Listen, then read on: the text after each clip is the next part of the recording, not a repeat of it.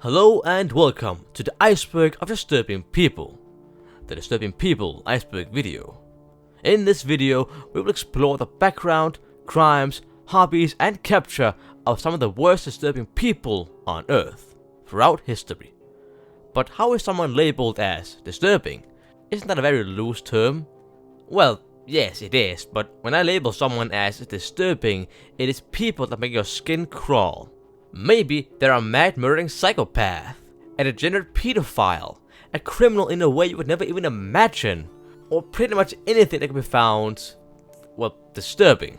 And yes, I made this iceberg, which is why it's not really finished yet, or that big, or really that, well, grand. But you know, size isn't everything, right? Please, it isn't. So, without further ado, let's see how terrifying people can actually get.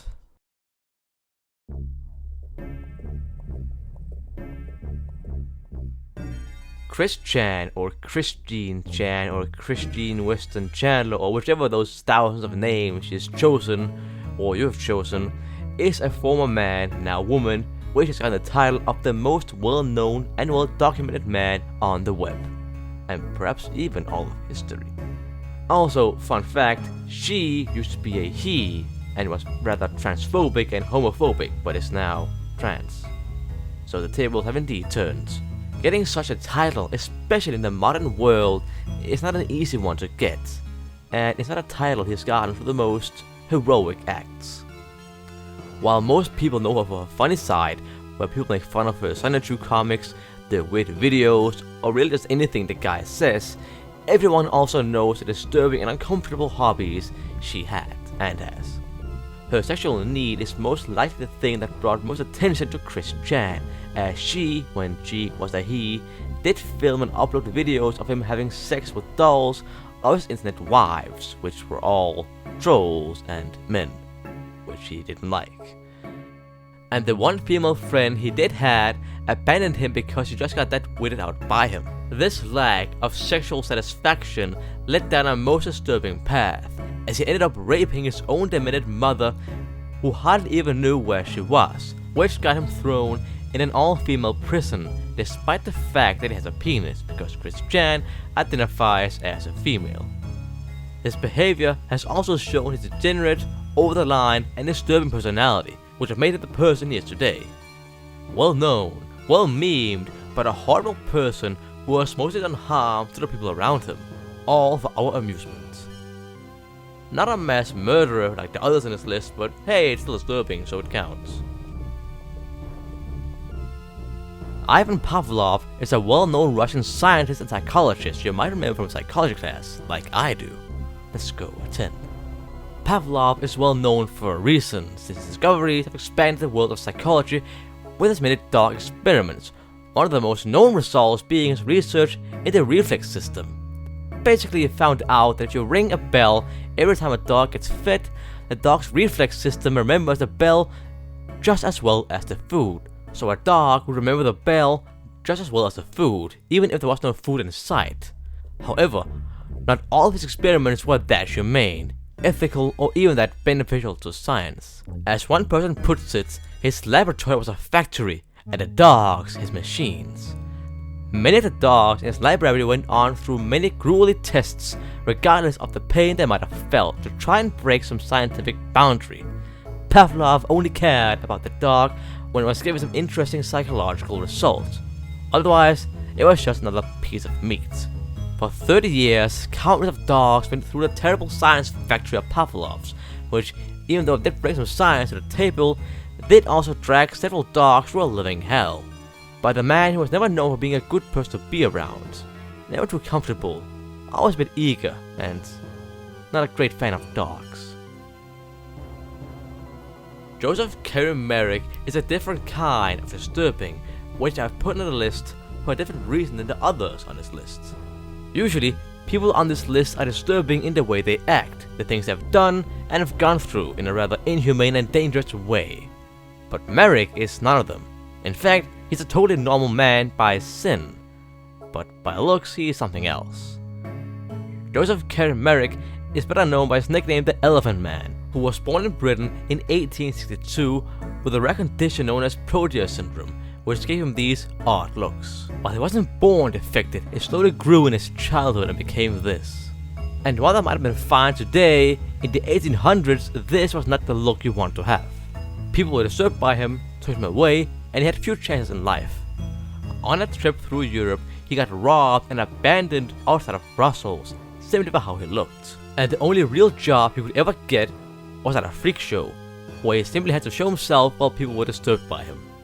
Of course, he didn't want this life, and never really felt at ease. In his later life, he became an artist and made sculptures, which soon ended.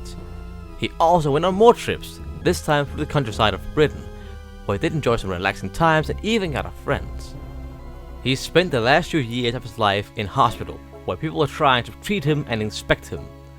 One of these doctors also became what could be seen as a friend of Merrick's, but that too wouldn't last for too long.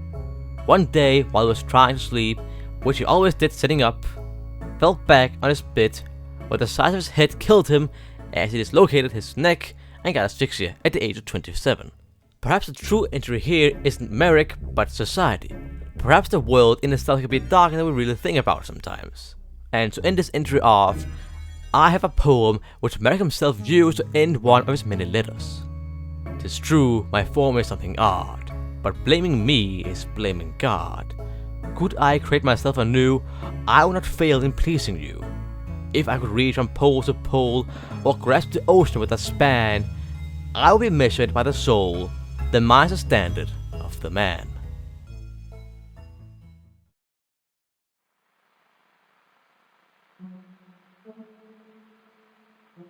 Dennis Rader, also known by the title PTK Killer, a name he gave himself, was an American serial killer who did most of his deeds in Wichita, Kansas, where he killed some 10 people. His reasons and motives for murder varies a lot, but seems to stem from some kind of sadist and sexual sadist sin, which have followed him from a young age.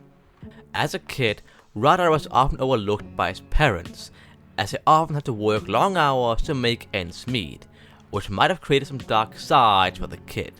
For once, he had a habit of murdering and torturing animals, as he himself claimed after being caught by the police. Along with that, he also had some kind of extreme fetish, which involved trapping and torturing women.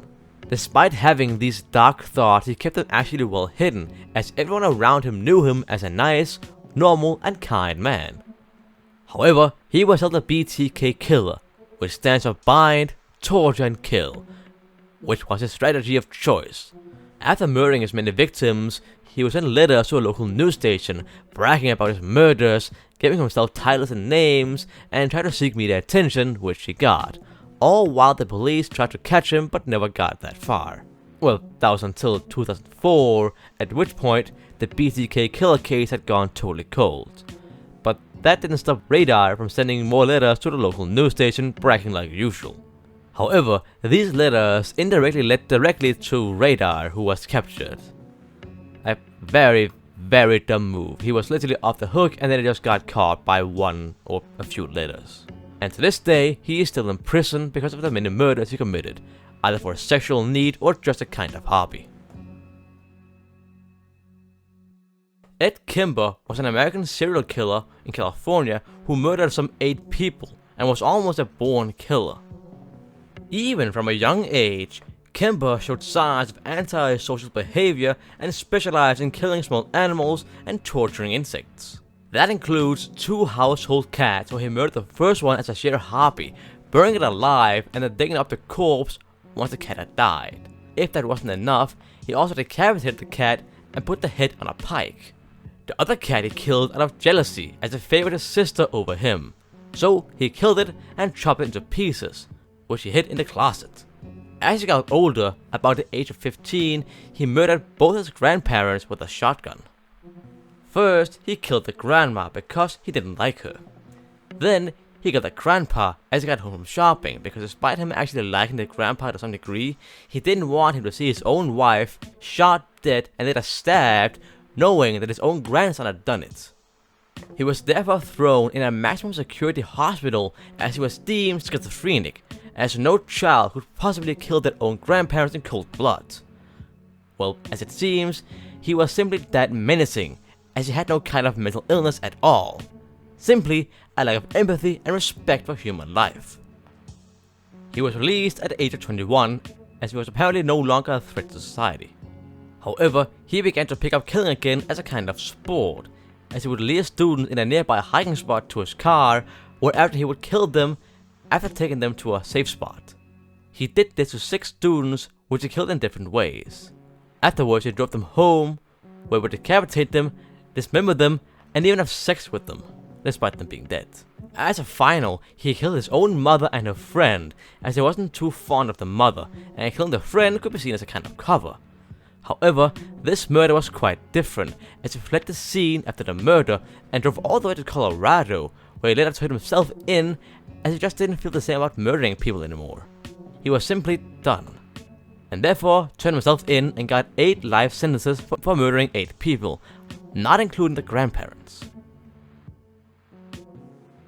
Shizu Matsumoto, aka Shogo Asahara, is the founder and first leader of the Japanese doomsday cult called Aum Shinrikyo, a cult which tried to make a rebranded Buddhism, but where Asahara was seen as a lamb of God. Yeah, in reality the cult is more of a mix between Buddhism and Christianity in some weird way. The main leader was elevated to a kind of prophet rank, where he was seen as the most important man on earth, who was going to save the believers from doomsday and the great beast. And in this religion, the end of the world was going to come through a nuclear Third World War, which would involve the US, which is seen as the beast. And in this scenario, the US would fucking nuke Japan. Again. 3rd time's the charm. And while his prophecies at the end of the world was enough to get some people to join the cult, he has some more interesting tactics which would scare people into joining the group and show Aum Shinrikyo to the Japanese people and the entire world. This tactic involved domestic terrorism and murder, as he would kill anyone who opposed them, along with the innocent bystanders in the metro gassings and the killing of the lawyers. These attacks also had the important mission of somehow making Asahara the new emperor of Japan, which would quickly make his dreams a reality, but was nothing more than a dream. However, neither Shogo Asahara or his followers got that far, as he was arrested after the gassing in the Tokyo metro and sent to death row, as he was found guilty in the murder of 27 people. He was killed in the Tokyo detention house in 2018, and despite the leading prophet being dead, Aum Shinrikyo is still active to this day to some degree. Richard Speck was an American mass murderer and rapist with quite a tough life, despite the fact that he sometimes chose to live like that. The first of many mental blows to Speck was the death of his father at the age of 6, which he was very close to. His brother also died while Speck was 11 years old. Another blow came from the new husband of the mother, which seemed to have been a bad influence on the kid, as the many illegal things the man did eventually also ended up being things that Speck did, like forgery. In school, he wasn't too intelligent. He refused to wear reading glasses, making it hard for him to actually read. He had to redo 8th grade and failed all his classes in 9th grade. At this point, Speck kinda just gave up on life and gave into alcohol and drugs. While he did try and get a job, most of the places he was offered got given to other people, as Speck didn't have any real looked after abilities. As all these things began to pile up on him mentally, he either kinda just gave up on it, or just kinda wanted to do some robbery for some reason. Whichever is not really well known. But what is known is that he forced his way into a dormitory of nursery students full of young female adults. He held them at knife point and kept them in a room, and he slowly took one student out at a time, whereafter he would murder them by strangling, stabbing, or slashing their throats. The last of his victims, Gloria Davy, he also raped before murdering her. As he left, having murdered 8 nursery students, which could be in the dormitory, he didn't realize that there were actually 9 students in the dormitory, as they had a visitor on site. The last woman, Kurosan Amura, survived and told authorities, which found Speck after some time. During the attack, he was drunk and left fingerprints around the area, which confirmed that he was the murderer. Again, we don't know if it actually was planned, these murders, but they still happened. Jack the Ripper is a name given to a well-known serial killer in Whitechapel, London, around 1888, who was never found. He is such a giant symbol in the murders that got away department that an entire field of study has been dedicated to him called ripperology. While he only murdered 5 people, which isn't a lot compared to others on this list, he still did those murders in such a particular way that it made him famous. Not only was he gone from the scene of the crime while the bodies were so freshly killed, made some hours old, he also had a specific ritual when it comes to the killings. He would harvest their organs by cutting open their guts and would take out whatever he wanted. Why he cut out their organs, or well even their murder in the first place, is a complete mystery, but somehow these organs seem important. He did cut them out in a way which reflects someone with knowledge in anatomy, so perhaps he was in it for the organs. While there were 5 murders, which is said to be connected to Ripper, as they were all prostitutes and all got some kind of incision, other murders in Whitechapel could also have been Ripper, but could also have just been other murderers or even Jack the Ripper copycats. There have been some theories trying to explain who Jack the Ripper might be, why he did what he did, how he was so good at it, and how he got away with it, but that is all still a complete mystery. And to this day, we know nothing, and are most likely never going to know who Jack the Ripper might actually have been. Perhaps making him the most successful murderer out there, and one of the most disturbing ones as well. Ted Bundy is most likely one of the most well-known people when it comes to being disturbing. Bundy was an American serial killer who kidnapped, raped, and murdered 20 people and most likely even more. Already from childhood, Bundy was a disturbing fella, as his sister claimed that one day she woke up in the middle of the night surrounded by kitchen knives and his brother standing by the bed smiling at her. As Bundy grew up, he lacked a father figure, and his mother did not tell anyone who the father really was, making Bundy quite angry at his mother, since she hid such a big part of his life simply hidden for no apparent reason. As a child, he did petty crime and was a huge pervert, looking through people's windows to see them unclothed. Yet, as an adult, he became a bit more serious, studying psychology and attending Republican political events like the RNC. It is also around this time he began his image of being a charismatic and handsome-looking man, yet also where his crimes begin. In 1969, he did his first attempted kidnapping, which slowly evolved from a small grab-and-go to a huge kidnapping killing spree which took off in 1971 at the age of 24. If he didn't use his charismatic person to lure people in, he would simply break in and pummel them until unconscious, whereafter he would take them to a secondary location where he would murder and rape the person, either before or after said person was dead. Bundy continued his sexual relation with the corpse either until it was completely unusable or nature simply couldn't let him do it anymore. His spree continued until 1978, where he was randomly stopped by a police officer which had only found him and his inventory quite suspicious, but the Volkswagen Beetle he was driving was also linked to abductions around the country. However, there simply wasn't enough evidence against Bundy, so they let him go, yet kept a close eye on him. Slowly, as police began to investigate him and his surroundings, the pieces slowly began to be put together, and Bundy was found guilty of aggressive kidnapping and was put in jail. However, he escaped, and was then captured like 6 days later, of course having done crime in the meantime. But then he escaped again and was recaptured only next year. During this trial, Bundy could not escape, and got a total of 3 death sentences for kidnapping and killing 20 people, not to include the many other crimes he did as well.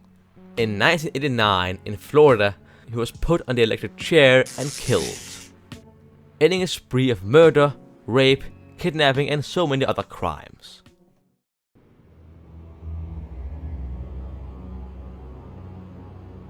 Harold Shipman, also known as the Angel of Death, was a British doctor who was accused of killing some 250 people, although only some 15 have been confirmed. His upbringing was rather normal, not being abused, being loved and cared for, had a fine time in school and even did well in there. The only thing that really went bad is that his beloved mother, who treated him so well, died when he was at the age of 17 from lung cancer, which not only made him sad, but also mad at the doctor, which he thought did too little to help the mother as she went through the pain of dying of lung cancer. Despite that, Shipman actually became a doctor, studying in Leeds and conducting his own surgeries and operations, and was quite a respectable member of society. However, in reality, he really wasn't. He willingly killed many patients, giving them the wrong medication on purpose or simply fed them stuff that would kill them, which was usually given to elderly people. Along with that, he would also write some wills of those he had killed, which would usually include a lot of money to the doctor, Shipman, out of respect for trying to help him. But of course, he was the one who wrote it, and the people who died never wanted to do that. He simply scammed the grieving families for money. Eventually, he went too far and wrote the will of a certain Kathleen Grundy, saying that Shipman should get some £386,000 for trying to save her. This was, of course, a very suspicious thing. After doing some research, they also realized that the body of Grundy had been stuffed with heroin, which she never took, but Shipman claimed she took to get over the pain. However, that was written in the memoir after her death, and there was no claim that she willingly took heroin on her own. Along with that, Shipman's death to success rate was surprisingly high and apparently well hidden. In the end, he was found guilty in the killings of many of his patients, as the Grundy case began to show.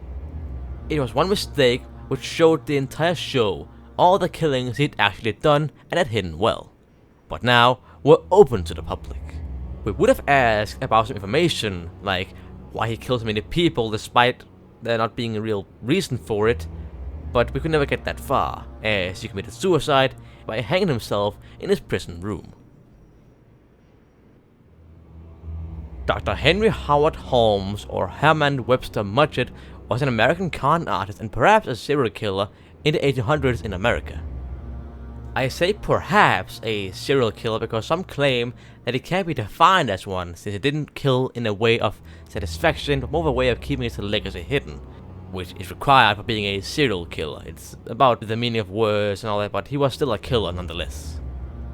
Holmes was born as Herman Mudgett in New Hampshire to a stable family, where we don't know for sure if it did the classic things that serial killers do at that age, like torturing and killing animals, since the story is riddled with lies. He traveled around the country to try and get a living, but even from an early age, before the name H.H. Holmes, he enjoyed tricking people and lying.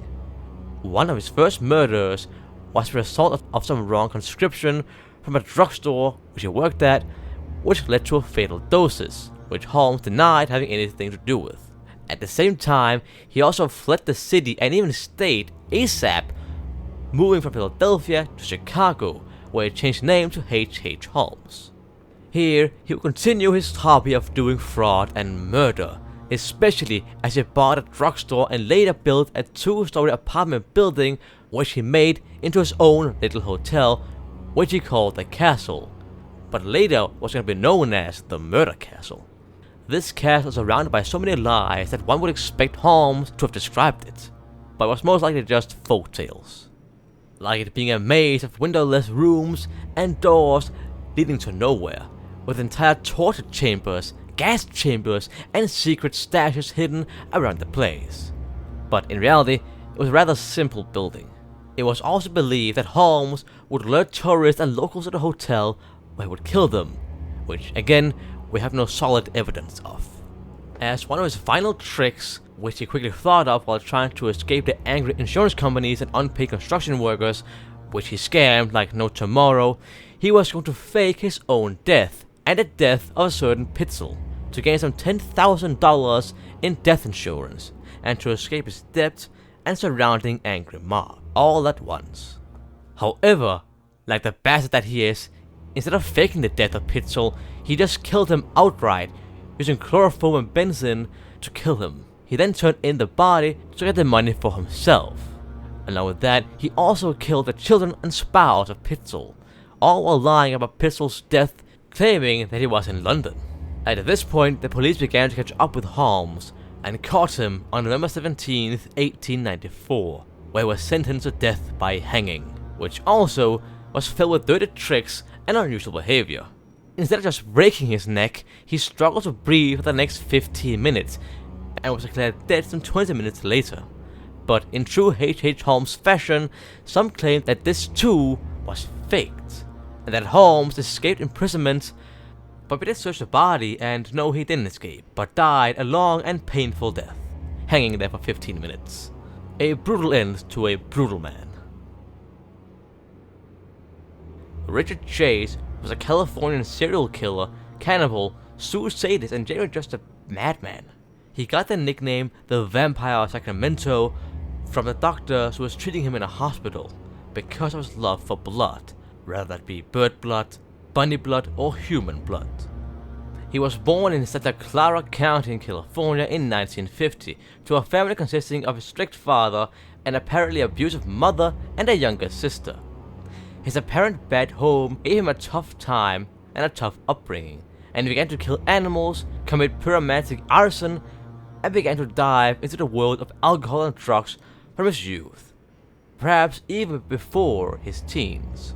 His bad and unhealthy life seems to have made him mad or simply idiotic, as he believed in the most insane things about his body, like how his heart would simply stop beating sometimes, someone stealing his arteries, his skull being fractured and moving around, which led him to shave off his hair so he could fall around with the apparent fractured skull which was moving all around his head.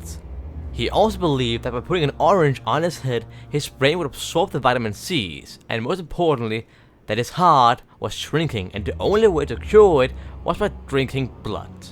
Some sources even claim that he believed that the Nazis did this as they put magic pulver inside him which poisoned his heart. Around this time, he also left his mother's house as he believed that she was poisoning him, whereafter he moved into an apartment building and simply scared off all other residents in the area simply because it was that weird. And that was when the hunt began. He went out to capture animals where he would drink their blood, eat their meat, and make smoothies out of their organs mixed with cola.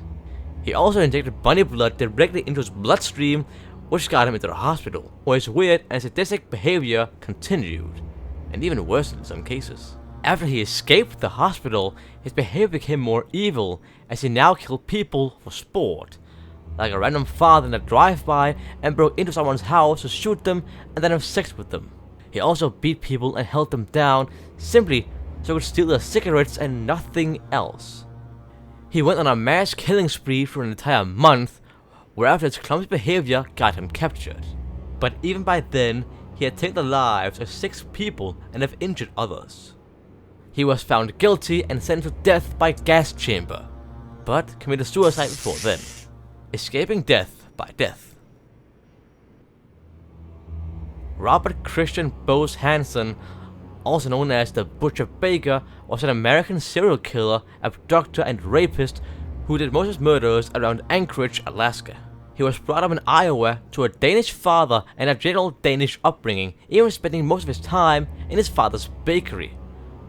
While his time in the bakery was a time that shaped his legacy and even getting him off the hook with the police, as there's no way a mere Danish baker could commit murder and abductions. In school, however, life was far from good, as his shyness, stuttering, and acne made him unattractive to the many girls and made his life in school a hell, which he wanted revenge for. This could be seen in the time he burned down a school bus garage as an act of revenge, which would be one of the many crimes he did in his life besides murders and rapes. However, he did try to calm down, which he did by going out and hunting and performing archery, which did indeed calm his nerves, but did also turn into a sick hobby later on in life. As he moved to Anchorage with his wife and kids, he began to pick up sex workers and hookers, which he would then abduct by gunpoint, rape, take on a private plane to an isolated area, and then go hunting. And by that, he would release the girls into the large Alaskan wilderness and try and hunt them like game. This went on with some 20 people killed and 31 raped, if not more. Eventually, as the bodies were found, the police made a theory that the killer must be an experienced hunter with low self-esteem and a hatred for women, which fit Hansen pretty well. This meek yet accurate testimony eventually led to Hansen, where after police searched his home, car, and plane and found enough evidence to imprison him. He got 461 years in prison and died in 2004 of natural causes. His total death count is not known, and perhaps some of the bodies can still be found in the Alaskan wild to this day. Charles Manson was an American serial killer and cult leader of the Manson family. I wonder who they worshipped in that cult. Manson has a total of 9 lives under his belt, where only 2 of them were committed by himself, while the other 7 were committed by cult members. But Manson has done much more than simply murder. He is a man with a lot under his belt, from abuse, arson, petty crimes, and much more. His upbringing was a turbulent one, with him being born to a 15-year-old mother and a father who Manson never actually got to know. The mother in herself wasn't a good influence either, as she committed a bunch of crimes herself and drank a bunch of alcohol. This bad influence apparently took off, as Manson did his first crime at the ripe age of 9, where he set fire to his own school. He also did petty theft and other small illegal things, which got him in trouble. And why? Well, apparently just kind of likes the thrill of doing illegal stuff. Inevitably, he did actually try to live a life free of crime, delivering messages for a company, but that didn't last long, as apparently petty crimes was just kind of a thing that was in his blood. He went around the country committing all kinds of crime in all kinds of manners and environments, stealing cars in Ohio, committing crimes in Utah, and raping people at knife point. This continued till 1968, where he began to take a different kind of approach, slowly making his own cult called the Manson family, which mixed that whole sum of love hippie vibe with drugs and science fiction. And white supremacy. A bit of a weird mix, but hey, look, it happened.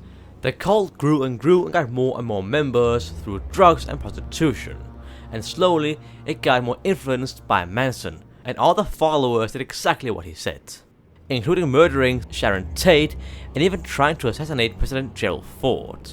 This show went on for years, and even as Manson got caught for murder, his legacy still went on behind bars, where it became even more weird. Although now he couldn't do all those crimes he was known for. Now we could simply see through interviews how crazy Manson actually was. Josef Mengele, also known by the gruesome title The Angel of Death, was a German physician and SS Hauptmannführer who worked in the Auschwitz concentration camp as a doctor, who was shown to undergo experiments on the many patients in the camp, making him something of a real-life evil scientist. Mengele's everyday life was going to focus on researching anthropology and exploring the human body, but as his career as a medical officer grew in the SS, he got to work in a very particular but special place. He got to work at the Auschwitz concentration camp, which was a real eye-opening moment for the curious physician. In Auschwitz, Mengele had free reign as many Jews, Gypsies and Russian POWs in the camp were, as by seen by the Nazi regime, less than human, but still human in their build. Therefore, instead of tossing them into the gas chambers, Mengele saw an opportunity to expand the world of research through gruesome means. Forcing people to drink seawater, trying to change people's eye color, trying to understand the genetics of the dwarves, and his favorite kind of experiment, trying to understand how twins worked and how they were made in the womb.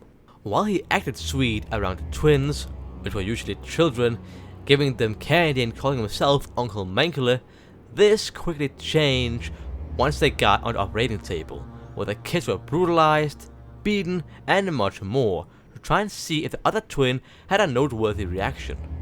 While some of the experiments did bear fruit, like the seawater experiment, the vast majority of them were nothing more than bad excuses for inhumane torture of the worst kind, which gave some a worse and more painful death than the gas chambers could ever bring. Josef Mengele went on the run after the defeat of Nazi Germany and never got to pay his price for the many war crimes and crimes against humanity that was under his name. He died of a stroke in 1979 while swimming around near Santos, Sao Paulo, Brazil.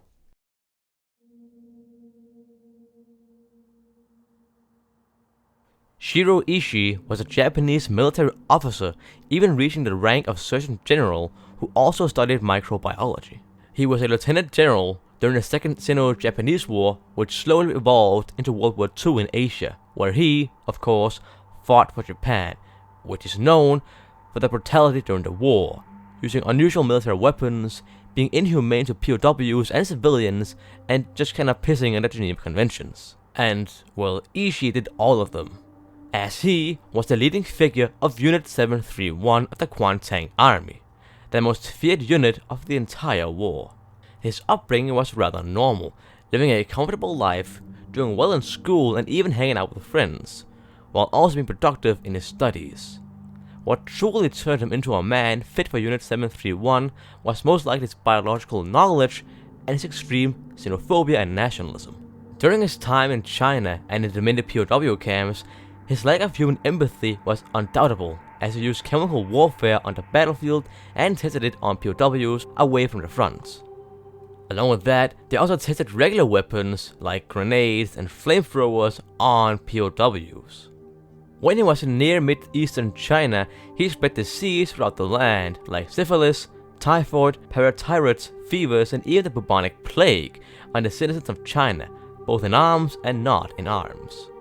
He also planned to spread the bubonic plague to America via the use of kamikaze pilots, who would hit the west coast and perhaps even weaken America to a point where it couldn't even fight the war anymore. On the POWs, they also tried to find cures for such things as frostbite, syphilis, or extreme doses of X-ray, among others, which they gave to the inmates and then tried to cure them, mostly without results. They also raped women so they could conduct experiments on their pregnant bodies, all ordered by Ishii.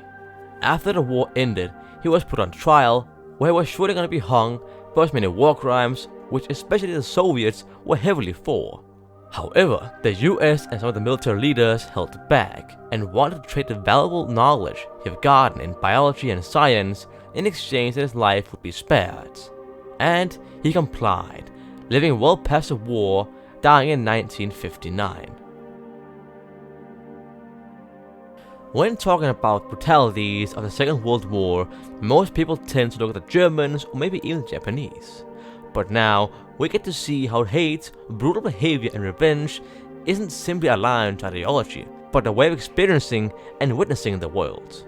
Abba Kovnar was a Polish-Israeli poet, writer, Zionist, and partisan who grew up in Vilnius in the Russian Empire, in the modern-day Lithuania. Since he grew up in the near-border region of the Soviet Union when Operation Barbarossa broke out, Kovnar was immediately captured by the Axis powers, which put him in a concentration camp alongside his mother. While he managed to escape, his mother insisted on staying in the camp, while Kovnar and the others tried to escape. Kovnar went to join the Russian partisans until the end of the war, where he helped liberate the same concentration camp he had been in, only to find out that his mother had died in it. After the war was over, many Jews had enough of Europe, the bloody continent, and went down to support the independence of Israel, which Kovnar was in firm favor of. But he still had a bone to pick. He wanted revenge for the 6 million dead Jews under the Holocaust, and therefore formed Nakum, Hebrew for revenge, where he and other Holocaust survivors were going to take as many Germans with them as possible, whether they be civilians or Schutzstaffel members. Their first plan was to poison the waters in the major German cities, so the Germans either died of poisoning or thirst. However, the British caught wind of this and stopped the operation.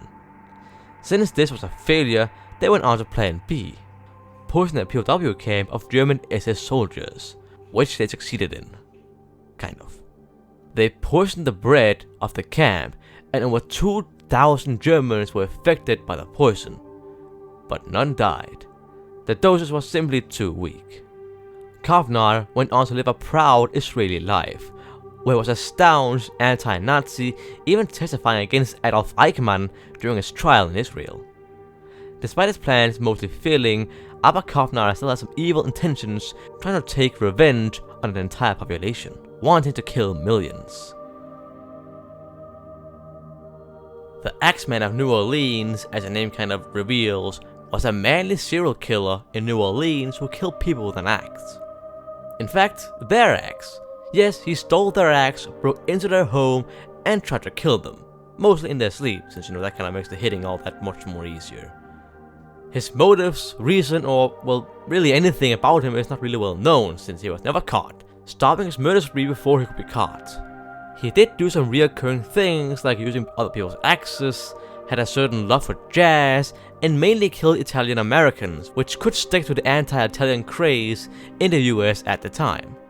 While he went around murdering, the entire city got an Axeman scare, trying their best to avoid being the next target.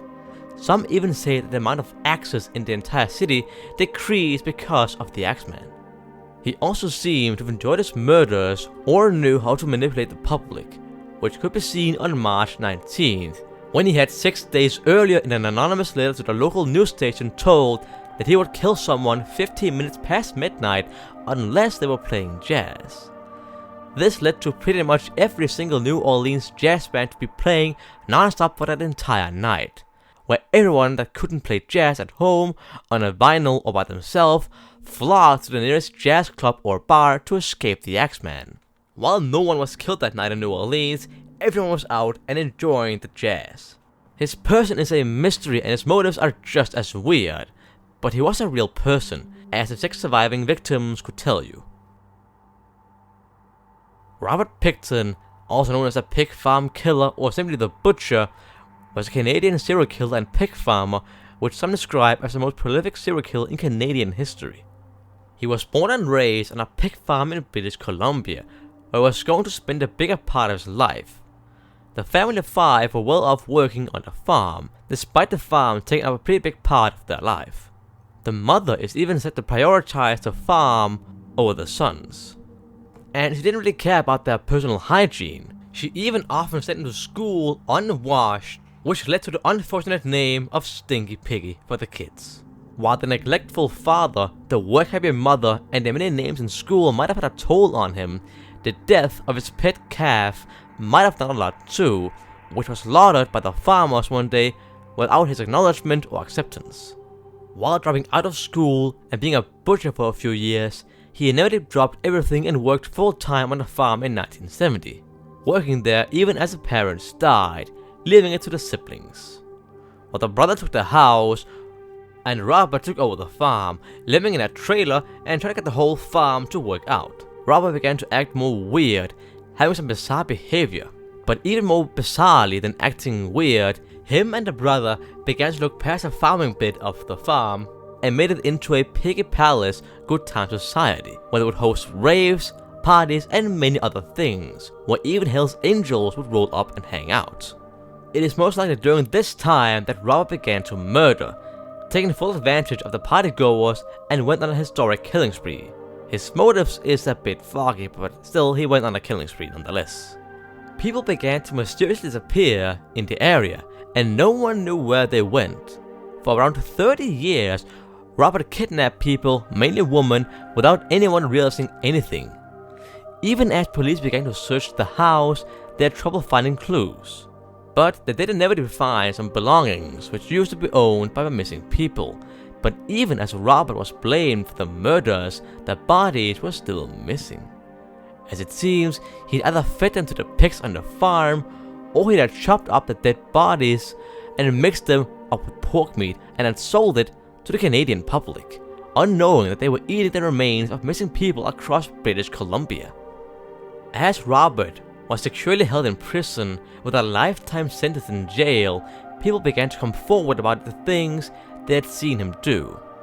One person saw Pickton skin a woman hanging from a meat hook, another claimed that he had been threatened by Pickton, and many other claims came out. No one said anything because they feared what Pickton might do to them. They had seen the real horrors that this man was capable of, so no wonder they feared him, and feared for their lives.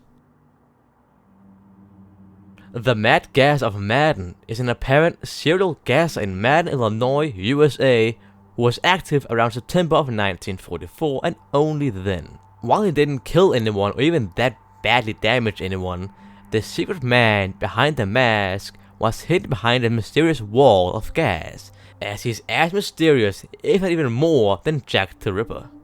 Around Madden, residents began to smell a weird smell in their house, which they never smelled before. Sometimes a blue color could be seen. Other times, a sweet and strange smell was there. Sometimes a machine could be heard, and other times, a mysterious figure was seen at a property, most likely the mad gasser himself. Now, why someone would gas someone else's house is not really well known, as murder is out of the question as he never really did that. No one was badly damaged, but someone became sick. It overcame those symptoms rather quickly. Some kind of publicity might be a reason, but again, why only go at it for half a month then? Gassing several houses en masse and then stopping dead in your path. Another theory is also quite simple. He simply never existed, being a true phantom. Some lay the blame on a nearby chemical plant or rotten lipstick. But if the mad gas was simply lipstick, then why were sole men who didn't wear lipstick also gassed? And lipstick can't really gas an entire house, can it now? And if it was a chemical plant, then why only affect a few specific houses and only be affected for half a month? In the end, most people lay the blame on a man who might not even exist in the first place. A man who will attack people with his own gas as a weird hobby or a prank. Colin Badley is a Welshman and the leader of the Kidwelly sex cult in the town of Kidwelly. While the cult that consists of only 5 active members, Badley was the leader, organizer, and the only male of the cult. While it first began in London, it slowly began to be moved to Wales, where the small town of Kidwelly worked well as a cult site. In itself, the cult was satanic and pagan, and followed a bunch of old beliefs, both having Crowley's book in their collection and using the Eye of Horus as a kind of symbol. The main ritual, of course, consisted of sex, where they would lure and threaten young and vulnerable teens to their ranks, make them do several rituals, and finally forcing them to have sex with an adult. This was, again, all organized by Badley, who was great at manipulating people, but also good at threatening. Most of the victims simply kept quiet in fear of Badley and God's anger if they ever told anyone. Badley didn't have a care in the world and have sexually abused 5 victims that we know of, which he shared around the cult like toys, and didn't care about their well-being even for a moment. In fact, he didn't even care about his own family, as could be seen with the death of his own son, who accidentally hung himself in an erotic asphyxiation event which ended with him having died naked, hanging from the roof. All while the father was watching and even filming the event with no remorse. It was later spotted that he indeed did not care at the funeral of the son, where he laughed and cracked jokes around other attendees, and generally acted like no normal man. We don't know exactly for how long this cult has been going on for, but it should be around those 20 years, where several people have been either abused or guided by Badley, who was sentenced to a mere 11 years in jail despite his long list of activity which says rape, 11 accounts, innocent assaults, 3 counts, pimping, causing a minor to have sex, buggery, 6 counts, and possessing innocent photographs of an underage girl, 12 counts. Andrei Chikatilo was a Russo-Ukrainian serial killer who wreaked terror on the former Soviet Union, especially in the town of Rostov-on-Don. Chikatilo did not have an easy childhood, or life for that sake. He was born in 1936 in the Ukrainian SSR during the Holodomor, where everyone was starving. This included his family, which ate grass and leaves to survive. Chikatilo also claimed to first have tasted bread at the age of 12. And then the war came, and his father was enlisted in the Red Army, which he survived. But that did also leave Andrei and his sister alone with their abusive mother, which beat them regularly. Along with that, the German occupation was nothing less of horror. Then, when he got to school, he was shy, frail, and an easy target for bullying. Along with that, he also discovered that he was impotent, which didn't help his awkwardness or his chance with love. While his life was a hell, he did get a good education and became a teacher, where the many horrors he had seen in his life began to catch up with him. Murder was apparently not a thing that bothered him that much, and he had a strong sexual lust. He apparently began to grope his students and ejaculated as he tried to escape. At one point, this went too far as a kid, which he had lured to his home, tried to escape, only for him to stab her and choke her. As her dying breath was slowly simmered, he came to the sound of it, and Chikatilo became the Red Reaper. After he got miraculously off the hook from this obvious murder, he only began to kill more and more and more, and only stopped when he was found guilty some 22 years later. During this time, the communist killer's rage never quenched, as he killed some 50 for certain. Some other 50 might have been killed by him, and 50 is claimed to be by him, but it's not really well known. In the end, he was shot in the head by execution from the Russian Federation in 2004 for his many crimes in the Soviet Union.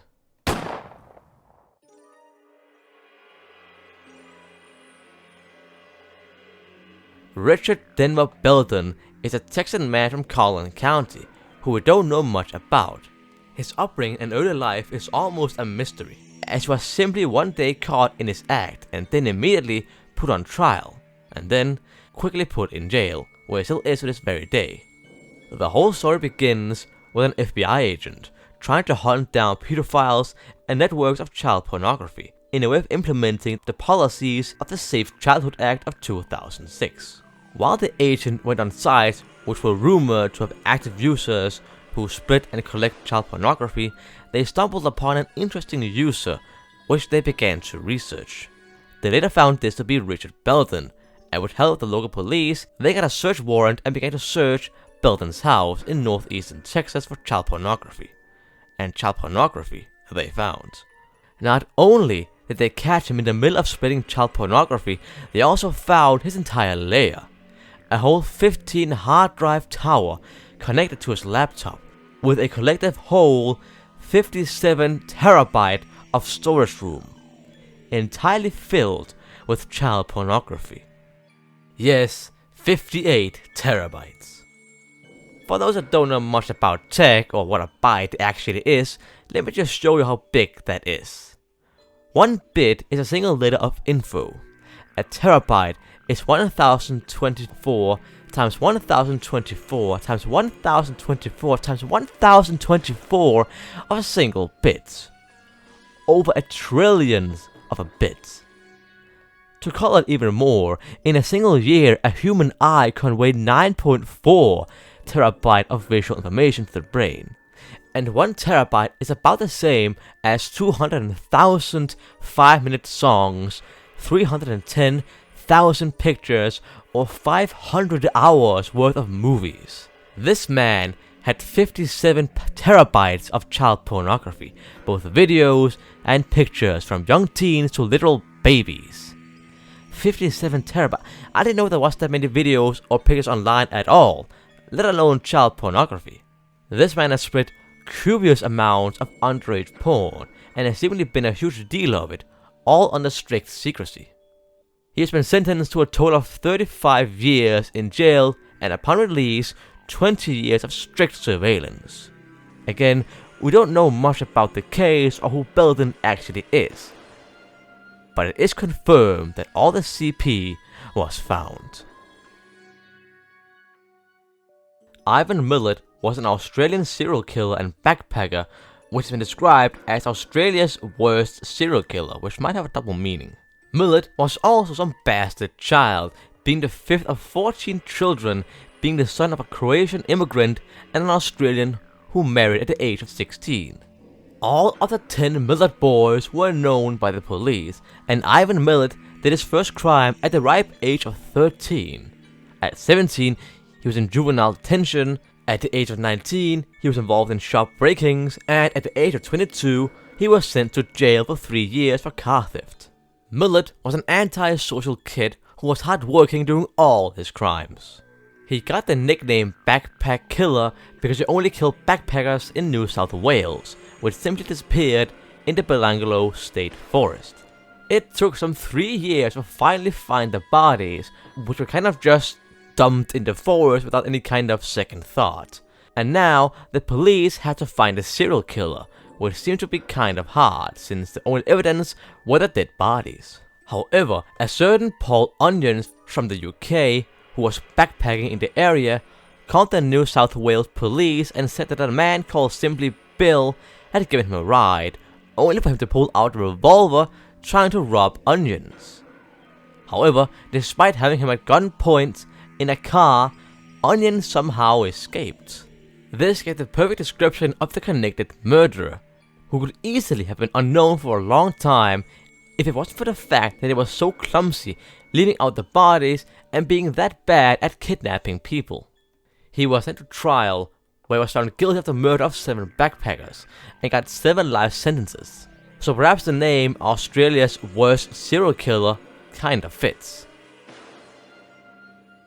John Allen Muhammad was a murderer and Nation of Islam radical who carried out the 2002 DC sniper attacks around the Washington DC area with his acquaintance Lee Boyle Malvo.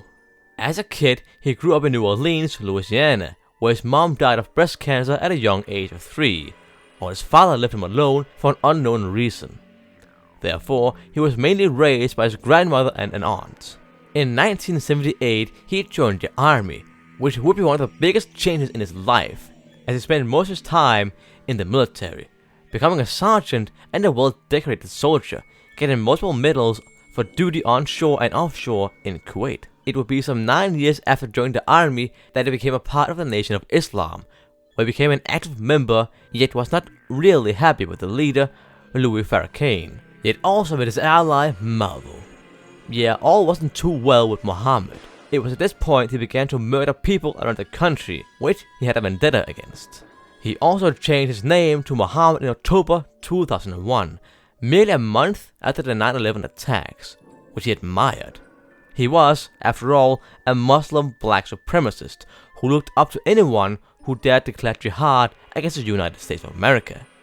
He even shaped his image and being after Osama bin Laden and Saddam Hussein. In 2002, Muhammad and Malvo went out on a killing spree throughout the DC area, with little to no warning. He simply used his sniping skills to shoot down random bystanders in and around the area. On the street, at their home, in Maryland or Virginia, you had a chance of being shot.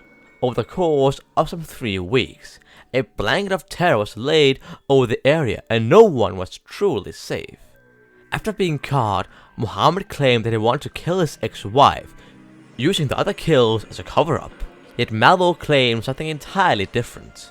He claimed that Muhammad had radicalized him and he used his shootings to embezzle money out of local and state government and kidnap children so he could begin to train terrorists in Canada and start a Muslim terror cell on the continent.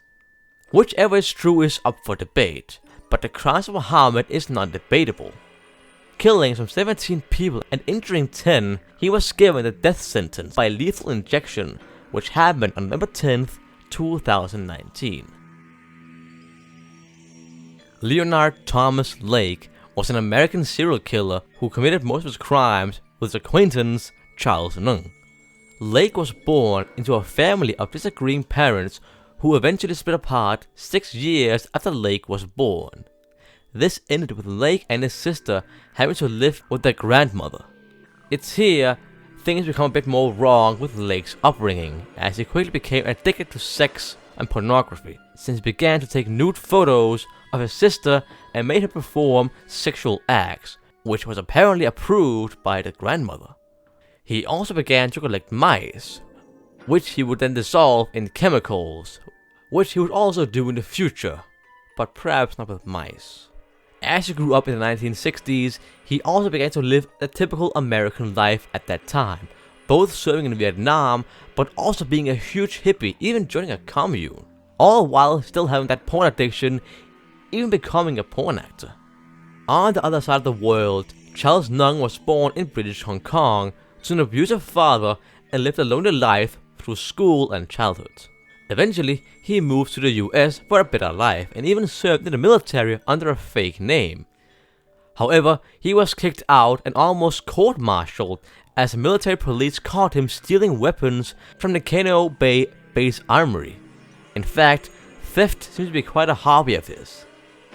The two eventually met up in California as Lake invited Nung to stay at his cabin, as he had seen him in an ad in a magazine he had read. However, none could foresee the things they were about to perform. As they lived in a tiny cabin in the remote parts of California, Lake and Charles began to make a dungeon right outside of it, where they would perform a ridiculous pattern of kidnapping people, rape them, torture them, and then kill them. Their motive for murder was most likely to fulfill some kind of twist fantasy or feeling, as they kidnapped couples, killed off the man, and kept the woman. While this whole operation could have gone on for years without anyone's intervention, both Nung and Lake would inevitably mess up in an unnecessary way. In 1985, Nung tried to shoplift a vise from a hardware shop, but fled the scene as he was about to be caught. Since Lake was the more sensible of the two, which is kind of surprising that even is one that was sensible of the two, he drove over to the shop trying to pay for the stolen goods.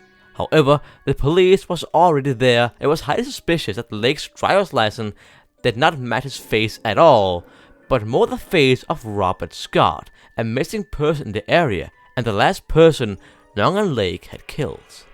This led to an investigation of Lake's car, and inevitably their cabin. In the car, they found an illegal silencer attached to a firearm, and in the cabin, well, they found the dungeon, and all its secrets. While Nung had tried to escape, getting all the way to Canada, only being caught because he shoplifted again, Lake did not get so far, as he swallowed a cyanide pill, took it off the hook, and died 4 days later. Nung was put on trial and got the death sentence, which he still awaits to this very day. Pedro Alonso Lopez is a serial killer and child rapist from Colombia who has wreaked havoc across the Andes mountain region of Colombia, Peru, and Ecuador. His exact killings is unknown, but should be around 110 people to 350 people killed. His many killings has even gotten him the Guinness World Record as the most prolific serial killer in modern history. His upbringing was clearly the motive for his many murders and rapes, as he was forced into the world of sexual behavior from a very young age, seeing his mom get prostituted, which had a bad psychological effect on him. Already at the age of 8, he was found groping his sister, which got him evicted from the house. As he was now on the street, the kid fled to Pagoda and tried to find a living there, where all the attempts at making him a normal member of society was met by him fighting back, running away from education and a whole new adoptive family. While Pagoda did try and give him a new life, the ghost of sexual abuse followed him, as he was raped by both kidnappers, inmates, teachers, and others in the city, which seemed to have broken the man as he got revenge on one of the more brutal of his prison rapists by killing him. This event seemed to have found him a new way to get his anger out, and perhaps even got some meaning in life. He moved to Peru, where his long merciless spree of killing began, targeting small young girls in the area. After some 3 years in the country, he claimed to have killed 100 girls, and was about to kill even more. However, he was captured by an indigenous tribe while trying to kidnap yet another girl, and in those parts of the world, they don't treat people like him kindly. As they were well prepared to execute him, an American visitor and missionary persuaded the tribe to instead hand him over to the police, where they could arrest him. A deed which might not be that moral after all. Yes, the life of Lopez was spared, that is true, but as it seems, the police simply didn't have a care in the world for Lopez and simply let him out, and he began the killing spree once again. Not only did he continue, he turned up the heat.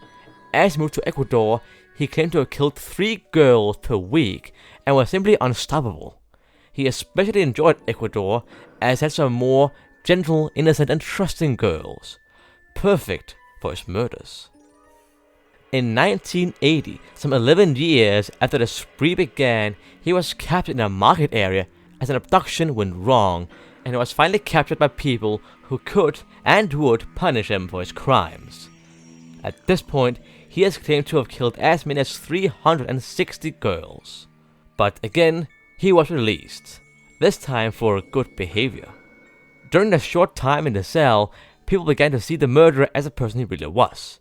A person who enjoyed his killings and took huge pride in it, even calling himself the man of the century. As of 2002, he once again began to murder, and since then, he once again went on the killing spree and disappeared. And now, one of the world's most dangerous serial killers is on free footing around South America. Josef Fritzl is an 87-year-old Austrian man who has become world famous for the Fritzl case, where the old man kept his daughter caged in his basement as a sex slave for 24 years. Fritzl was a huge rapist, and even at the age of 32, he raped a younger nurse, which got him in jail. This was going to be the first rape of a long line of rapes, which might have started with a nurse, but ended and continued with the rape of his own daughter at the age of 11, and through the years. In 1984, at the age of 18, Elizabeth, the daughter of Fritzl, was tracked down into his own basement, which he had built himself, and no one else knew of. Down there, she was drugged and then chained to the walls of the basement, where she was going to sit for the next 24 years, and was going to be raped so many times we don't know how many times it actually was. Down there, she gave birth to a total of 7 children, which didn't all survive the horrific state of the basement, where they lived with their mother and sister in one down in the hole. As Elizabeth went missing, Fritzl showed a message to the police saying that she was okay and didn't want to be looked after. She simply wanted to disappear, which, of course, wasn't true. However, the police spotted and thought she was simply gone for good, and therefore didn't look after her at all. And now, she was totally alone in the basement. Everyone but Fritzl thought she was simply gone for some kind of new life. Sometimes, Fritzl let the kids out of the basement to either be with their grandparents or in the hospital. This was a major error of Fritzl's, as Elizabeth wrote letters which one of the kids got out without him knowing it, which said that Elizabeth was indeed still alive and needed help. This event led to the so-called release of Elizabeth by Fritzl in 2008, as he claimed that Elizabeth had mysteriously gone home to the father and family. And as you can imagine, this facade didn't last for long, as police got involved rather quickly and Elizabeth told everything. Fritzl was sent to life imprisonment in a mental institution, and Elizabeth now lives freely. But a whole 24-year chunk of her life has been taken away from her by her own father, in the worst way possible.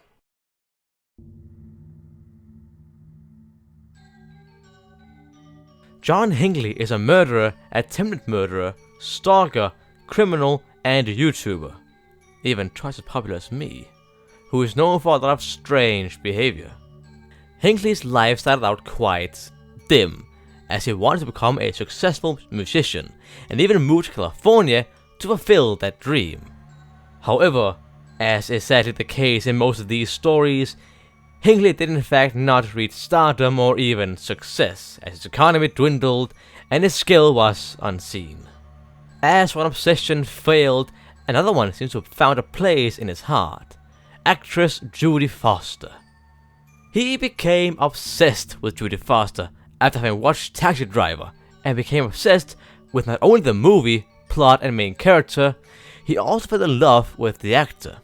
Yes, Hinckley was an online Sigma male grinder before it was cool. Or lame, I should say. He became so obsessed with Jodie Foster that he moved to where she was living and began to stalk her. He also began to send emails and letters to her, and even entered on her property. It all culminated with him wanting to impress her by reaching the same kind of fame as her.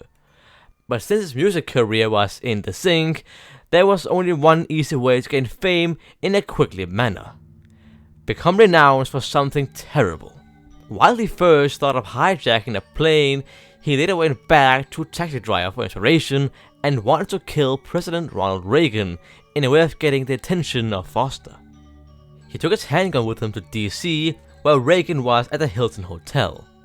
As he moved by the crowd and waved, Hinckley fired and hit President Reagan, who survived the minor injury.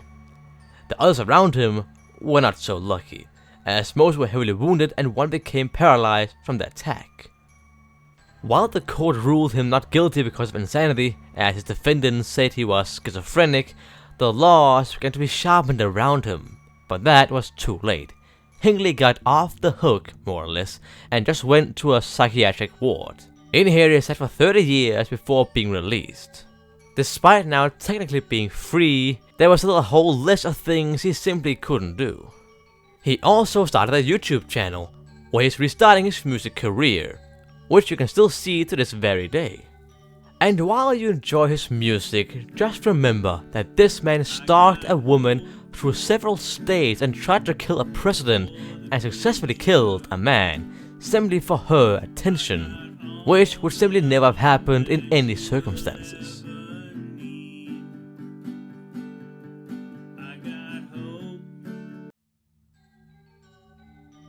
Mr. Cruel was an Australian murderer and serial child rapist who terrorized the Melbourne area of Victoria, Australia, who was never found. Still, to this day, the Australian police is willing to give $1 million in a reward to anyone who can find the murderer, still some 30 years after his spree ended. Mr. Cruel was a hidden man, but also a highly intelligent man. His attacks were always well thought out, so he knew where, when, and how to attack. He also left red herrings at the scene to divert the police and was never seen without his balaclava, handgun, and knife. Along with that, he was also highly confident in his attacks, as he at one point, while having an entire family trapped and was about to molest the daughter, sat down for a meal mid-attack with no worries of any kind of error in the attack. Simply made a sandwich mid-home invasion. That's some badass shit. He broke into 3 or 4 houses, which usually went the same way. He would trap the parents, trap any others in the house, and then finally find the daughter's room and rape her. Or, in the events of Carmine Chan, bring her home to some kind of compound where he most likely took photos and videos of the child for later, along with raping her for several hours. Mr. Cruel was an obviously cruel man, but also a well thought out man, who seemed to have laid his criminal career on the shelf as he didn't want to get caught in his acts, which to this day, he still isn't, without hardly even a clue in sight. Albert H. Fish was an American serial killer, rapist, cannibal, and all-around disturbing weirdo. He was born into a family which was plagued by mental illness. Along with that, there was a 32-year gap between the two parents, while his mother was 75 at the time of his birth. Even though his surroundings as a child were weird, he himself turned out to be even more weirder and more sadistic, as he spent his 20 years in New York, where he was a half-time prostitute and a half-time child rapist focusing on little boys. He also got a taste for human meat and sexual mutilation. He trained himself to eat meat and had a fascination with cutting up people's penises. This penis mania ended with him getting into a relationship with a man his age with a learning disability, which he used to fulfill his sexual fantasies. This ended in him trapping him in a barn, cutting off his penis, and then chickening out before he could actually kill him, which was the plan, leaving him to be in a miserable state. Fish therefore left him a tenner and a kiss on the forehead and left, hoping that would somehow make the situation a bit more better. While that indeed was the end of his partner, it wasn't the end of Fish, who began to do self-harm in some of the more brutal ways possible, like self-inserting needles all the way into his pelvis and spanking his behind with a spiked paddle, which he recommended to friends. It is around this time that he began to not chicken out mid-murder, as he murdered Grace Butt, raped others, and did pretty much as he pleased. He even bragged about having children in every state, which exact meaning we haven't really decoded yet. The Grace Butt murder didn't go too well for Fish, as he was rather quickly found out and put on trial, where he didn't really deny the fact that he killed her, but didn't confirm it either. It's a bit of a weird thing. Under the trial, Fish declared himself insane and pleaded insanity. But as it seems, he wasn't. He was just really messed up. After that 10-day trial, he was sentenced to execution by electric chair, as a man like him could only be sent to his death. He was a sick man who enjoyed pain both on himself and others, killed and raped as he pleased, and had a weird and sexual desire, which included and not limited to sadism, masochism, flagellation, exhibitionism, voyeurism, picurism, cannibalism, coprophagia, urophilia, hematolagnia, pedophilia, necrophilia, infibulation, and, of course, murder and penis mutilation. Israel Keyes was a satanic serial killer rapist, burglar, arms trader, arsonist, bank robber, kidnapper, and necrophiliac, who committed between 3 to 11 murders, along with many other crimes. His career as a murderer is a bit cloudy, as he committed suicide before he could be sent for trial or spill any more truths. Despite being a Satanist, he was actually born into a Christian family as the second oldest of a group of 10 children. The family was extremely Christian but moved church a lot. They began as Mormons in Utah but later moved to Washington State, where they joined the Ark, a white supremacist Christian church with an Amish church environment. After that, he joined the Christian Israel Covenant Church, which taught a doctrine called British Israelism, only then to finally move to Maine, where they were mostly in an Amish-like area. During these many church changes, he began to show violent behavior like animal cruelty, animal murder, and smuggling/stealing guns. It got to a point where his peers were actually scared of him, which only made his behavior more antisocial. The many restrictions and expectations the many churches and his parents gave Keys made him slowly dislike the church, where he slowly became an atheist. As he one day showed his lack of belief or faith in God, his ultra-Christian parents became so angry with him that they threw him out the household and made sure that his younger siblings had no connections with him at all. This finally pushed Keys over the edge, and he became a full-fledged Satanist who wanted to commit a ritual murder and rapes. After having raped a woman between 14 and 18 and taken some time in the US military, he began his murder spree, which he did throughout the many states with many months of planning beforehand to make sure it would be flawless. His killings is, again, not certain, as we didn't get enough info out of him, but we do know his ways of murder. Again, long planning and random locations.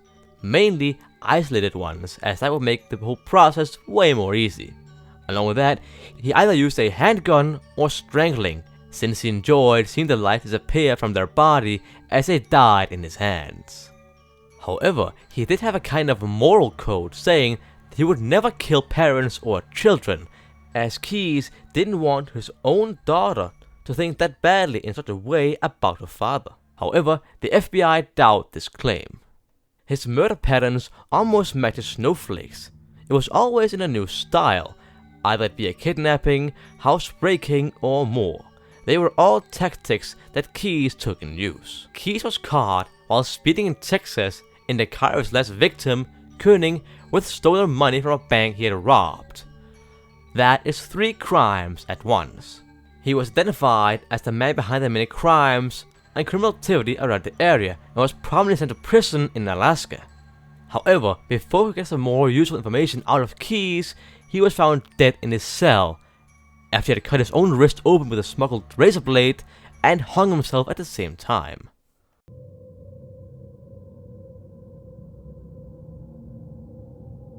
When talking about the war, and especially the German side of the conflict, the brutalities of war are often mentioned. It is, after all, one of the most brutal conflicts in human history. However, while some men might have caused larger war crimes, or many war crimes, none have committed as brutal war crimes as Oscar Döllwanger. Oscar Döllwanger was a man most people can't relate to, as he was quite extreme. One of the first things that pushed him out of the ordinary is his apparent love for war. He had fought war since 1913 up to 1945, from both World Wars and the Spanish Civil War, where he was known for his brutality. When he wasn't off to war, killing, he was at home, hiding illegal firearms, doing embezzling, drunk driving until it was fatal for someone else, and raping a 14-year-old member of the League of German Girls. The only reason why he wasn't in jail but on the battlefield as an officer was because of his friendship with Gottlieb Berger, a close friend of the Reichsführer des SS, Heinrich Himmler, who got him off the hook personally. It is during the war on the Eastern Front that Döllwanger's barbaric personality shines through, as commander of the Döllwanger Brigade. When he wasn't ordering his soldiers to shoot on surrendering Russian soldiers, he was killing civilian Untermenschen in the east. This brutality peaked during the Warsaw Uprising, when Deltarune ordered the punishment of almost every Pole in the city, whether they be fighting the Germans or not. The most brutal episode that Deltarune organized was in a school of young Polish kids, where soldiers entered a classroom of mere children, which had to be executed. But oh no, using bullets would be a waste of ammo. After all, these are mere unarmed kids. Therefore, Deltarune ordered his men to slaughter the children with the butts of their rifle until they were beaten to a pulp. It is said that the stairs leading up to the classroom had a river of blood and brain matter from the massacred children. In the end, Deltarune died in an Allied prison of an illness, leaving the world a better place. Thug Berum has quite a legacy which he himself seems to be kinda proud of. He's known for being one of the most prolific serial killers in all of human history, as he wreaked terror in the north-central parts of India known as Uth. His two most legendary takes are his killings and his name. He is said to have killed some 931 people using his trademark rumal with a medallion on it. At some point, he got so good at killing with the strangling cloth that he could place the medallion exactly on the Adam's apple, which is sought after during strangling. Did you know that? I mean, come on, it's common knowledge. Although this might not be too true, as he was a cult leader, and the cult members did most likely do most of the killing, leading some 150 murders to be confirmed his.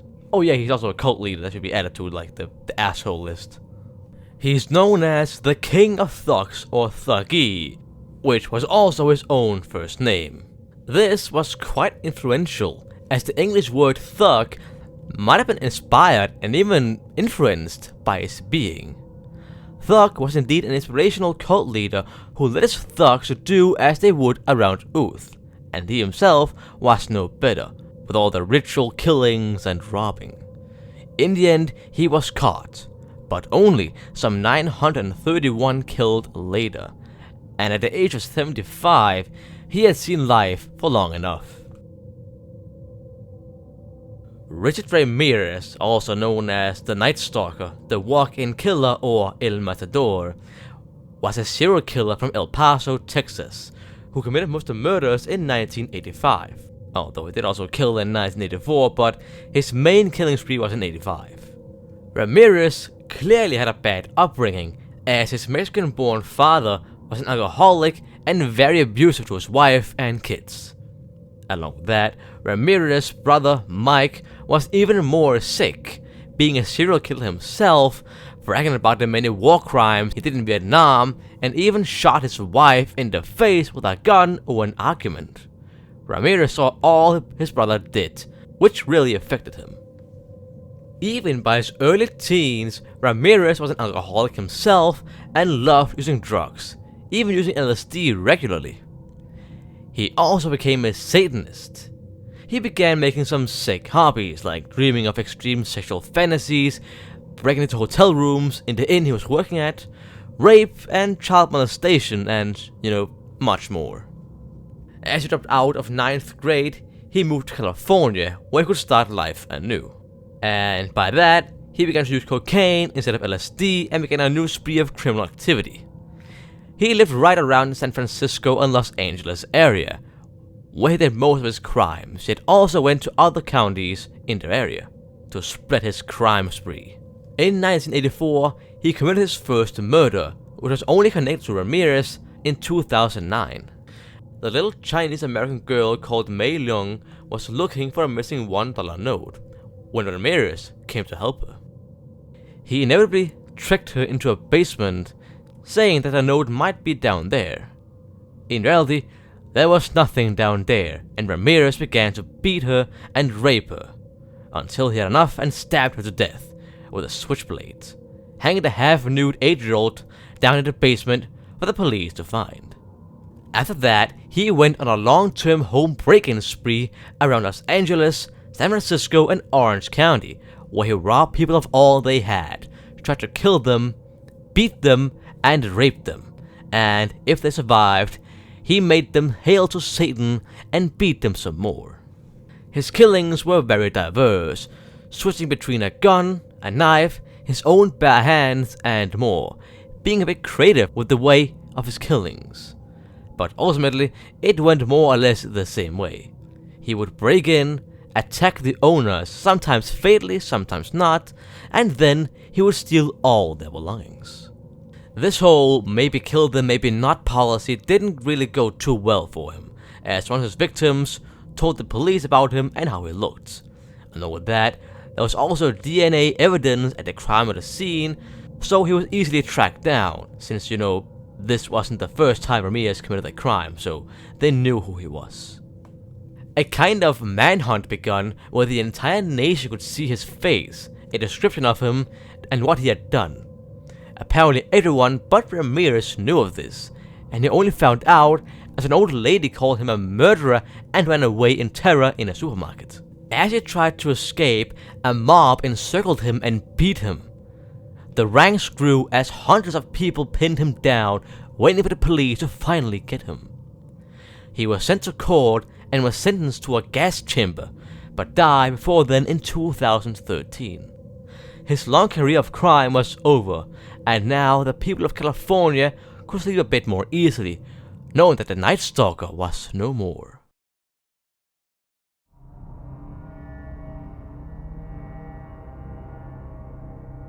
This last entry on the list is a bit of a special entry. You see, while all these people have been disturbing in different ways, either being terrible people, messed up individuals, or dangerous to society, a thought crossed my mind while writing the script. A thing most of these people had in common was hiding their evil side, either hiding their disturbing parts away or their entire being, doing their acts under call from authorities or really anyone at all. But we still talk about them, like right here. We have entire websites, documents, and even videos talking about these people, their life story, and what they've done, despite them trying their hardest to prevent that. They failed their task at hiding. They were found and dealt with. But what about those that haven't been locked away? What about the many disturbing people we never caught? Those we don't know of. Think about this. Fritzl kept his daughter hidden for some 24 years without anyone realizing anything. He almost got away with his brutal acts, totally without consequence if it wasn't for one single slip-up. Richard Belden was caught by an FBI agent randomly stumbling over him on the internet, and was caught almost by pure luck. And Pedro Lopez got away with hundreds of murders and rapes before he got caught, but now he's free again. He was let out, and now he is on the loose and no one knows where he is. It is believed that there's always some 24 to 30 murderers on the loose at all times in the US alone, and there have been hundreds of murders and killings of people without a certain killer to blame, or even anyone being a suspect. Some of the people we covered today might simply be the surface of killers, pedophiles and rapists, and everything bad about the world. Not only are they on free foot right now, some of them might have lived their entire lives not getting what they deserve for their crimes. Jack the Ripper would be an example. We know someone murdered 5 prostitutes in its unique way. Yet still today, we have no idea who that could have been, and by now, he have lived his life to the fullest, and he never got justice. Imagine all the locked Fritzl bungers out there, all the hidden Lake and Nong torture chambers, all the kidnap and rape plans being trained, all the covert terror plots, and all those disturbing thoughts being planned right now, while we know nothing of it. They get away with it, and someone like them never even get caught.